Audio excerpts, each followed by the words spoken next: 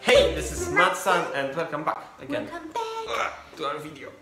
In this episode, we want to chat about Subcultures during our childhood. Yes. We were chatting the other day and we realized it's quite like a differences between Taiwan and Poland during the study time, primary school till high school, how kids react to the pop culture or which type of person you are, like you're a rock person, you're a rebel, you're an emo. So that's why today we also want to share with you the whole differences of the culture between Poland and Taiwan. About Taiwan, it's quite interesting that since primary school until high school, it's pretty strict at school, in the campus, that first of all you need to wear uniform all the time, and secondly there are some simple rules about the hair. For example, you cannot dye it to other color, it has to be black.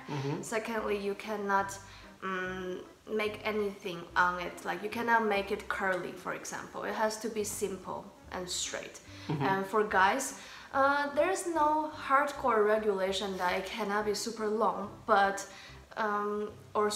they didn't ask you to have super short hair, but there's like a simple rule. It has to be just proper length. Proper length, yeah. So, and because of all of these regulations, kids don't really have any kind of freedom to express themselves via the style, yeah. So it's hard for you at school to obviously see that, oh, this guy likes rock, oh, this person is up to that culture. So only until university, when there's a freedom for everybody, then people start to dress up in the way they like it to be. So you can start to see that this girl is a cool girl, this is more like a princess style, and that guy likes rock, he has long hair, and so on. So that was rather our type of progress. Yeah.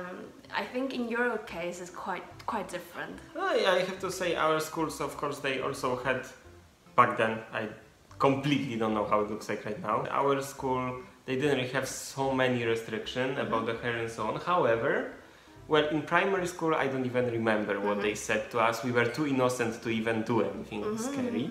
And then secondary school, there was a restriction that you cannot dye your hair. Yeah. So the same. And obviously you cannot, look bitchy or stuff. You know what I mean? Yes. And high school, where everything was correct except they said that you shouldn't have obvious tattoo. Yeah. Oh, and in our case, there's no tattoo is not involved in any topic because it's already everybody knows they shouldn't. Yeah. Yeah, because it's supposed to be a bad culture. However, back then I had a friend in high school and she made a tattoo in high school, in here. Like this? Like this. It was here, and I think teachers didn't even see it, so it doesn't really matter. Yeah. So it's like that. However, I would say about subculture groups and this kind of like wearing differently. Primary school, I completely didn't see anything. No difference at all. Everyone looks pretty much the same, colorful and stuff like that. Yeah. And secondary school, I have to say I didn't see any obvious subculture groups. However, I already see those sporty style, like those dress kind of, And they're wearing Adidas. Adidas, yes, this kind of stuff. And high school was a big explosion of different varieties. However, my high school was very specific, mostly up to like rock style, metal style. Many of those people were wearing this kind of clothes. However, we even had like in our high school, we even had like those. I don't want to use this word, this like neo-Nazi, but they looked pretty much like this. We had those kind of guys. Yeah, there were like two of them. So myself, for example, secondary school, all of us had to wear those uniforms. And girls need to wear a dress? No. There was no dress, not like Asia. In high school, I completely changed my whole style. Into industrial metal. Because it was so funny, because I was so up to one band only, one, which was Rammstein. Yeah, it's like an industrial metal group. And I was so crazy about them. It was so funny. Like I was so sick crazy about this that every day my style was black pants, of course, a shirt, like a t-shirt, with Rammstein. someone from Rammstein. Like it says Rammstein and then album. Like I was an album here. Yeah. Or some people from Rammstein, like the one was with this Richard Kruspe, from this guitarist from Rammstein, other guys and so on, yes. Or like some kind of like concept, like some, I don't know, Rammstein, this cross and Rammstein, yes. Just everything about Rammstein. Everything. I even had one which was a concert, so on the back you could see the songs that were played in the concert. And like every day different shirt, but about Rammstein, nothing else. And when it was pretty hot, pretty cold, so I had to wear something more. So I wear those also black shirts. Yes, this bottom one, but I unbutton it so everyone can see my Rammstein shirt. Yes. On a hand, I was wearing like string around, like those cool strings. Yes, just to show that I'm even more metal. And many guys back then, they were wearing this, you know, long hair. Many of them. I was even thinking about this, but now when I'm looking at myself in the camera, I look so dumb with this. And then university, I completely changed my style to more gentleman. Yeah, and you?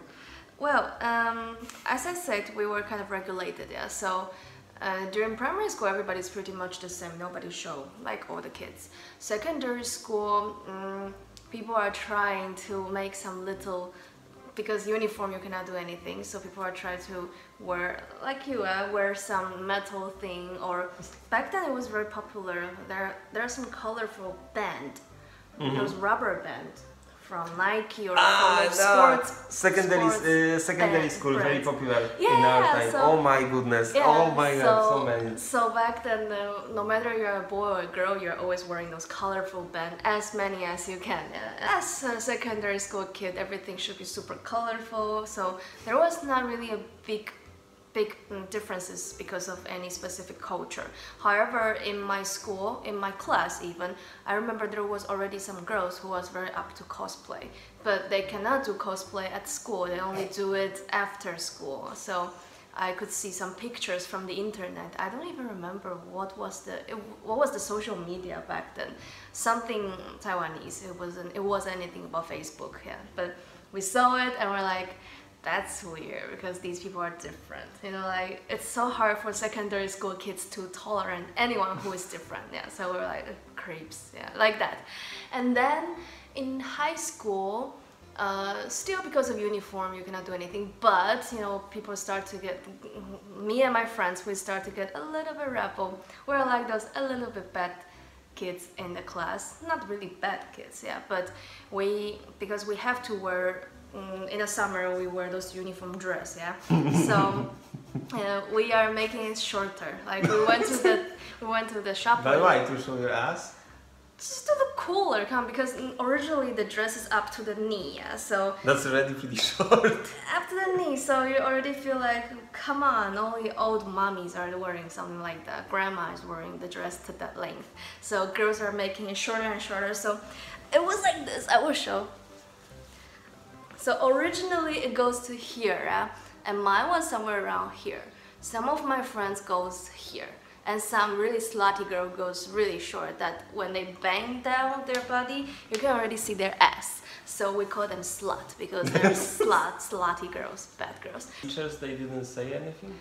Well, dress, they couldn't really say much about that. So they kind of like, okay, let you pass. And or some teachers maybe like it even. Oh wow! Like, you know, when the if you work in my school, so you'll be like, hell yeah, just make it shorter.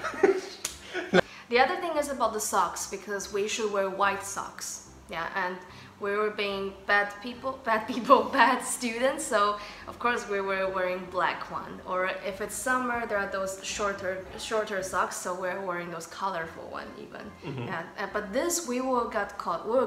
The other thing, we also need to tuck our shirt into the dress or the pants when you're wearing uniform.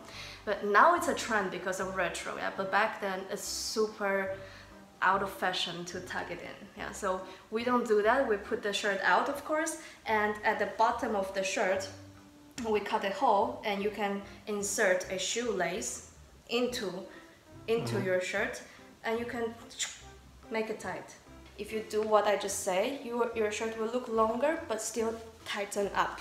So it will more or less looks like you tuck it in, but visually it looks better than up. And other than that, you couldn't really see much about any metal or rap people or... So no, not like those. Because you all wear those uniforms. Yeah. In the university already you can see rather those people who are playing bands. Yeah, so like your guys, yeah, so they start to grow some long hair, but growing long hair is not that popular in Asia. So in comparison, here I see way more people with beard and with long hair as men. Is it popular to dye your hair in Asia? Not that much, yeah? Not much. Even wearing makeup is not that popular among secondary and high school. Really less people are wearing makeup during that young age. Yeah, so everything just starts from university, and then you can start to see the diversity of wearing among people. Quite different, I have to say. Hope you guys enjoy it. Hope you guys like it. See you Bye in the bye. next episode. Bye bye. Cheers.